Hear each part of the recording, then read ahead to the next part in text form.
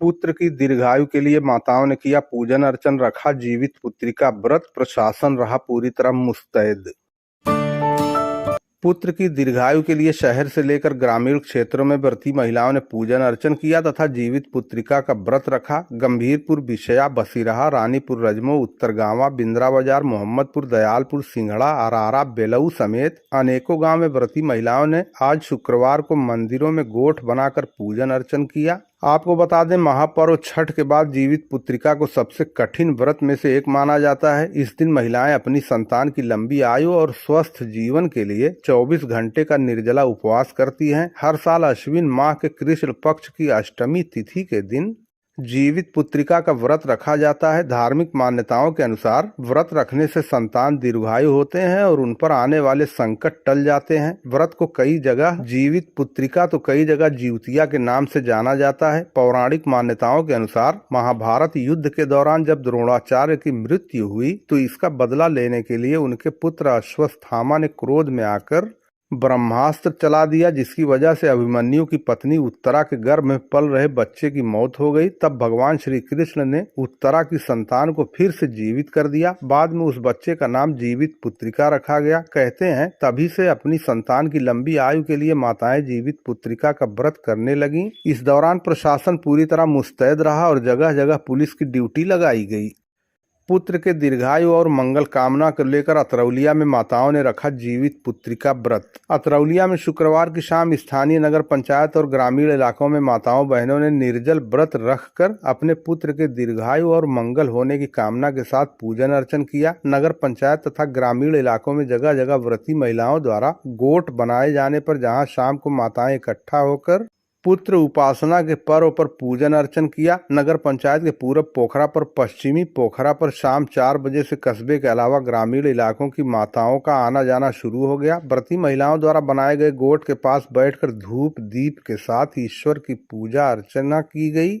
देर शाम तक ये कार्यक्रम चलता रहा। व्रती महिलाएं अपने पुत्रों के लंबे जीवन के साथ उनके मंगल और यशस्वी जीवन के लिए गीत संगीत के साथ भगवान से प्रार्थना की। इसी तरह क्षेत्र के गोरहरपुर, गणपतपुर, हैदरपुर, भोराजपुर, पुरवा, परमेश्वरपुर, मनवरपुर, छितौनी, सिकंदरपुर, भरसानी, तेजापुर, लोहरा आदि गांव में जीवित पुत्रिका का व्रत निर्जल रखा गया और पूजन अर्चन किया गया। जीवित पुत्रिका व्रत को लेकर बाजार में पूरे दिन भीड़ रही और लोगों ने अपनी जरूरत के हिसाब से खरीदारी भी की, जिससे दुकानों पर भीड़ भाड़ देखी गई। हिंदू पंचांग के अनुसार जितिया या जीवित पुत्रिका व्रत अश्विन मास के कृष्ण पक्ष की अष्टमी तिथि को रखा जाता है। इस व्रत को मुख्य रूप से विवाहित महिलाएं अपने संतान की लंबी आयु के लिए और अच्छी जिंदगी के लिए रखती हैं। इस व्रत के तीसरे दिन झोर भात, मरुआ की रोटी और नोनी का साग खाया जाता है। इसी तरह तरफकाजी में लखनाडी बाबा मंदिर पर माताओं और बहनों द्वारा जीवित पुत्रिका का किया गया पूजन अर्चन। प्रशासन रहा मुस्तैद।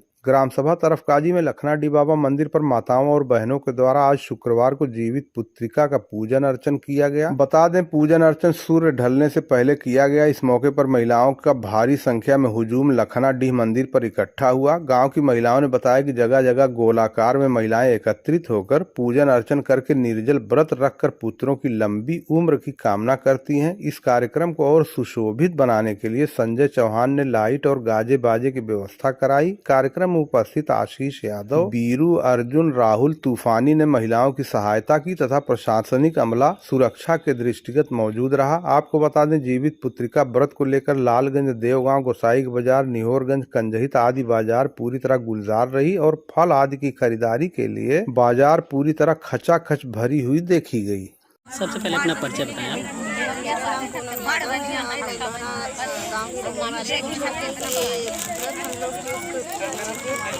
व्रत इसको कहते हैं कि मंगल कामना के लिए व्रत रखते हैं और हर साल बहुत ही हर्षोल्लास के साथ व्रत रखते हैं, जिसमें हम लोग 5 फल चढ़ाते हैं, लड्डू चढ़ाते हैं और ये लंबी आयु के लिए व्रत रखते हैं। इसमें गाँव की सारी महिलाएं रहती हैं और बहुत ही हर्षोल्लास के साथ ये इस व्रत को मनाते हैं। क्या क्या माला इसमें माला जैसे क्या क्या चढ़ाया जाता है फल में? कपड़े चढ़ाते हैं, माला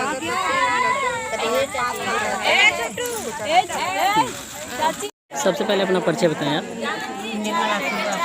जी, आज यहाँ ज्योतिया व्रत है, और ये कैसे कैसे पूजा करते हैं और क्या क्या चढ़ाया जाता है, इसके बारे में बताइए। हाँ, ये हमारी बहुत पुरानी परंपरा है। इसमें माताएं अपने बच्चों को चिरंजीव रहने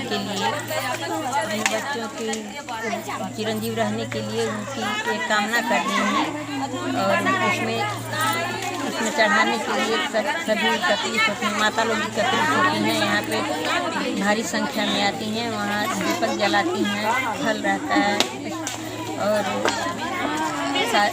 दूध प्याज से पूजन होती है, दीपक जलाते हैं।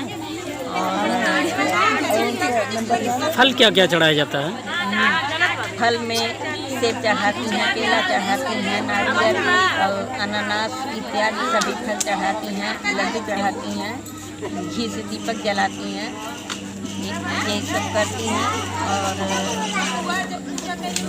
उनके अपने बच्चों के लिए बहुत पुरानी परंपरा है। ये लगभग कितने सालों से चला आ रहा है और ये लोग बताते पूरे भारत में मनाया जाता है? ये पर्व पूरे भारत में मनाया जाता है, पुरातन काल से पर्व मनाया जाता है और आज भी उसी के अनुसार आज भी माता लोग इस पूजा को बड़े श्रद्धा से करते हैं।